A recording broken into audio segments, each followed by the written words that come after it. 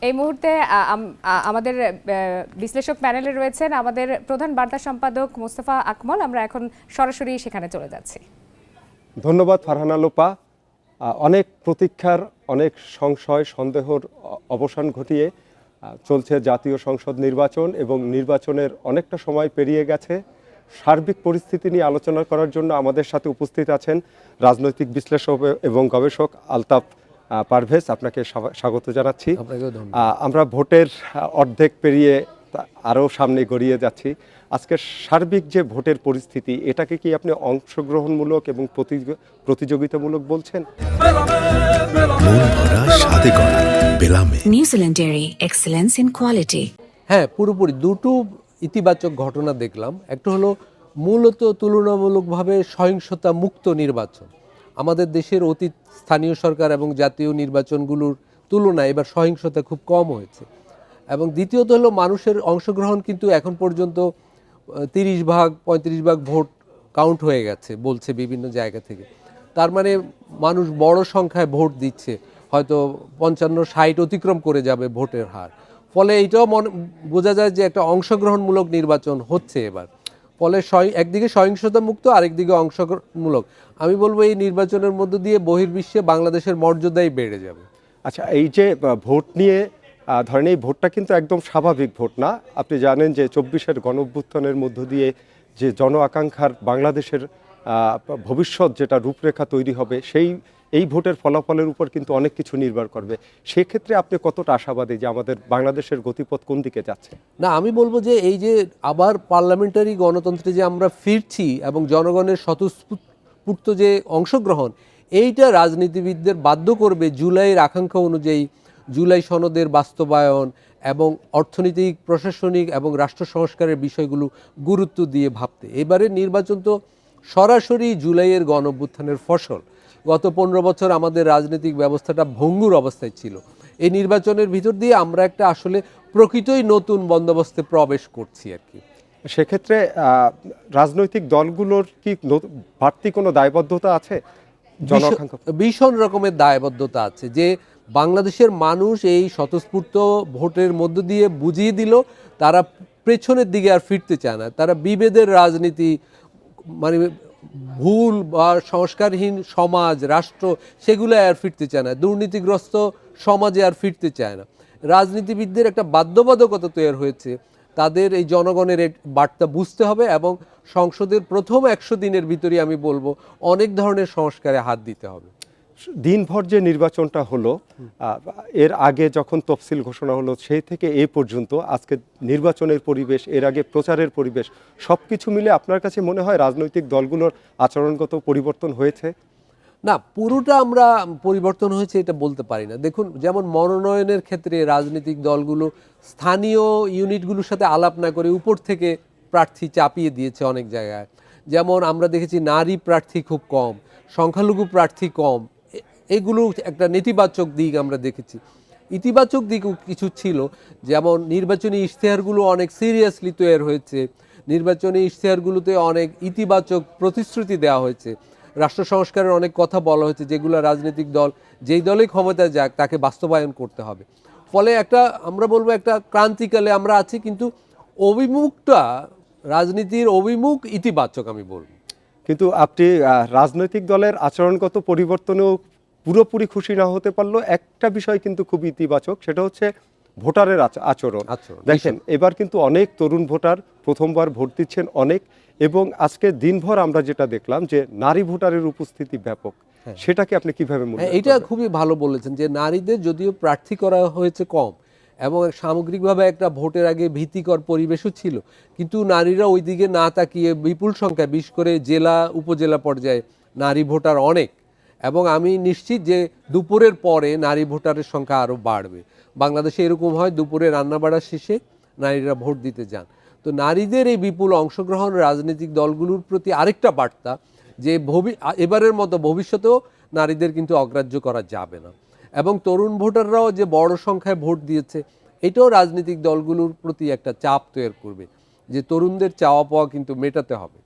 রাষ্ট্র ব্যবস্থার মেরামতে বা সংস্কারে যে জুলাই সনদ বাস্তবায়নের যে আকাঙ্ক্ষা এবং সেখান থেকে যে গণভোটের যে আয়োজন, সেই গণভোট নিয়ে আপনার প্রতিক্রিয়া কিভাবে আপনি দেখুন, এটা মূল্যায়ন করবেন? গণভোটে হ্যাঁ জিতবে না না জিতবে বোঝা যাচ্ছে না, কিন্তু গণভোটের রায় যাই হোক, পরবর্তী সংসদকে, পরবর্তী ক্ষমতাসীন দলকে এবং বিরোধী দলকেও 24-এর অভ্যুত্থানের আকাঙ্ক্ষা কিন্তু বাস্তবায়ন করতে হবে। মানে এইটা জনগণের কিন্তু আকাঙ্ক্ষা। গণভোট একটা জটিলভাবে জনগণের সামনে হাজির হয়েছে। জনগণ অনেকে ভোট দিবে কিনা বা কিভাবে দিবে, হাতে দিলে কি হবে, না হাতে প্রশ্ন নিয়ে একটু জটিলতা আছে, তাদের ভিতরে চারটা একটা প্রশ্নে জটিলতা আছে, একটা কিন্তু উত্তর। মানুষ জুলাইয়ের আকাঙ্ক্ষার সাথে কিন্তু কোনো ভিন্ন মত নেই। গণভোটের বিষয় নিয়ে অনেকের ভিন্ন মত থাকতে পারে, কিন্তু জুলাইয়ে রাষ্ট্র সংস্কারের, অর্থনৈতিক সংস্কারের যে চাওয়াটা জুলাইয়ে ফুটে উঠেছে, সেই চাওয়া কিন্তু ভবিষ্যতের সরকারকে পূরণ করতে হবে।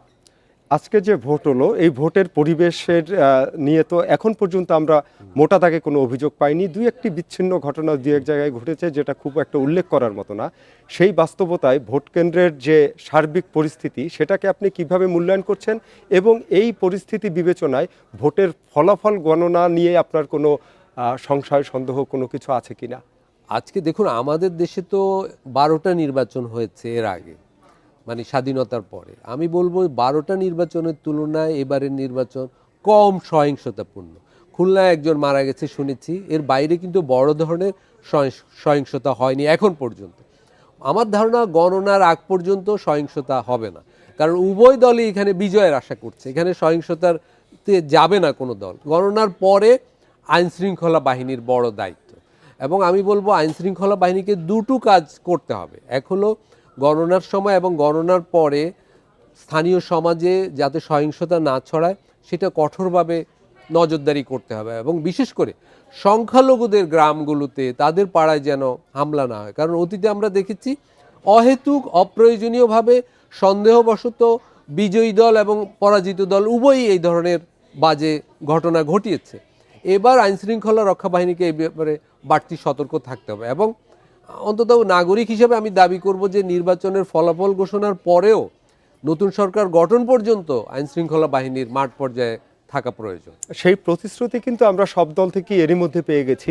তারপরেও যদি এখানে আপনি যোগ করেন যে এই নির্বাচনটা আমরা আগেই বলেছি একটা ভিন্ন প্রেক্ষাপটে, একটা নতুন আকাঙ্ক্ষার নির্বাচন, সেই নির্বাচনে জয় পরাজয় তো হবেই। সেই জায়গা থেকে রাজনৈতিক দলগুলোর উপর কি বাড়তি কোনো দায়িত্ব বা বাড়তি কোনো মানে দায়ভার আছে কিনা, যে ফলাফল নিয়ে তাদের মেনে নেয়া? না, বা দেখুন, সেটাকে ইতিমধ্যে আমি দেখেছি জামাত ইসলাম এর প্রধানও বলেছে, বিএনপির প্রধানও বলেছে যে আমরা সুষ্ঠু নির্বাচন হলে ফলাফল মেনে নেব। প্রধান দুই দল এই অঙ্গীকার কিন্তু আজকেও করেছে, এবং নির্বাচন তো সুষ্ঠু হচ্ছে। ফলে আমার মনে হয় বিজয়ী দল এবং বিরোধী দল যারা হবে, দ্বিতীয় প্রধান দল, তারা ফলাফল মেনে নিবে। আর এখন ফলাফল মেনে না নিলে জনগণ যে কোনো রাজনৈতিক দলকে আমি বলবো প্রত্যাখ্যান করবে, কারণ জনগণ দেখেছে তারা শান্তিপূর্ণভাবে ভোট দিয়েছে। ফলে ভোটের ফলাফল যদি ঠিকভাবে ঘোষিত হয় তাহলে এটা মেনে নিতে হবে। আরেকটা ব্যাপার, রাজনৈতিক দলগুলোর একটা বড় দায়বদ্ধতা আছে। বিভিন্ন দেশ থেকে প্রায় 300 সাংবাদিক, বিদেশি পর্যবেক্ষক এসেছে। তারা তো দেখছে একটা সুষ্ঠু ভোট হচ্ছে। তো তাদের উপস্থিতিতে কোনো দল যদি ফলাফল মেনে না নেয়, তাহলে তাদের মানে এই মেনে না নেওয়াও আমার মনে হয় না গ্রহণযোগ্যতা পাবে। ফলে বিশ্বের মিডিয়ার সামনে এই ভোটটা হচ্ছে, এবং আমি বলবো বাংলাদেশের জন্য এটা একটা মর্যাদার ব্যাপার। পৃথিবীতে খুব কম মুসলিম দেশে এরকম স্বতঃস্ফূর্ত অংশগ্রহণমূলক ভোট হয়। ফলে বাংলাদেশের আজকে মুসলিম বিশ্বেও একটা বিশেষ মর্যাদা তৈরি হয়। সেটা অবশ্যই। এই উৎসব মুখর যে পরিবেশ আমরা কয়েকদিন ধরে দেখলাম, যে ঢাকা ফাঁকা হয়ে গেছে, ভোট দেওয়ার জন্য সবাই গ্রামের বাড়িতে চলে গেছে। যাই হোক, এই অবস্থায় আপনার কাছে আপনার ব্যক্তিগত, এখন তো ব্যক্তিগত মন্তব্য জানতে চাই, সেটা হচ্ছে যে এই ভোটের, আজকের ভোটে জয় পরাজয়ের ক্ষেত্রে মূল ফ্যাক্টর কি হতে পারে? না, আমি বলবো এই ভোটে মূল ফ্যাক্টর হবে যে আওয়ামী লীগের সমর্থকরা কাকে ভোট দিচ্ছে এবং সংখ্যালঘু সম্প্রদায়ের ভোটগুলো কারা পাচ্ছে। এই দুইটা ফ্যাক্টর বড় ধরনের ভূমিকা রাখবে জয় পরাজয়ে। তবে বাংলাদেশে যা হয়, স্থানীয় ভোট মানে স্থানীয় ফ্যাক্টরগুলো গুরুত্বপূর্ণ হয়ে ওঠে। নদীর এই পার, নদীর ওই পার, কোন উপজেলার প্রার্থী, এইসব বিবেচনা গুরুত্বপূর্ণ হয়ে ওঠে। অনেকের মতই হচ্ছে এই যে তরুণ ভোটার এবং প্রথমবার যারা ভোট দিচ্ছেন, তাদের আচরণ কিন্তু আমরা জানি না। না, সেটা আমরা জানি না, কিন্তু তাদের ভোট কোনো এক দল পাবে বলে মনে হয় না। তাদের ভোটটা বিভিন্ন দলে ভাগ হয়ে যাবে। কিন্তু আওয়ামী লীগের ভোটটা কোন দিকে যাবে এটা জানা যাচ্ছে না। একদম শেষ প্রশ্ন, সেটা হচ্ছে এই যে দিনভর যে ভোটটা হচ্ছে এবং অল্প কয়েক ঘন্টা বাকি, আপনি যদি এক কথায় এটাকে সংজ্ঞায়িত করতে চান কি বলবেন? আমি বলবো বাংলাদেশের জন্য এটা একটা দারুণ শুভ মুহূর্ত। বাংলাদেশ নতুনভাবে একটা আবার গণতন্ত্রের পথে যাত্রা করলো এবং বাংলাদেশ বিশ্বকে বার্তা দিল যে সে একটা গণতান্ত্রিক ভবিষ্যৎ নির্মাণে সক্ষম। আলতাফ পারভেজ, আপনার মূল্যবান আয়োজনের জন্য, আপনাকে আলোচনার জন্য অনেক ধন্যবাদ। আশা করি জন আকাঙ্ক্ষার বাস্তবায়ন হবে এবং গণতান্ত্রিক বাংলাদেশ আমরা আগামীতে দেখতে পাবো। এই ছিল এখনকার আয়োজনে। আমন্ত্রণ আমাদের টানা ৭২ ঘন্টার পরবর্তী আয়োজন দেখার জন্য।